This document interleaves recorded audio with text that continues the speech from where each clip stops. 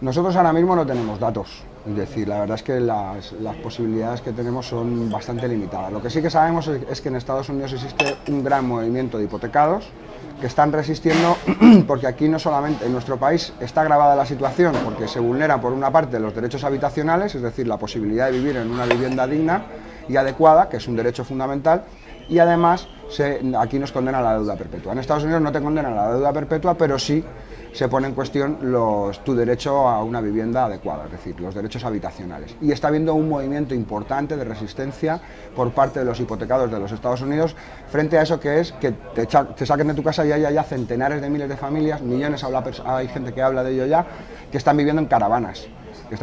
Cuando hay viviendas que están vacías. Es decir, eso es insostenible en cualquier sociedad que pretenda llamarse democrática. No puede haber viviendas vacías y gente viviendo en la calle. Eso no es asumible y no es razonable y va en contra del sentido común y de la más mínima humanidad.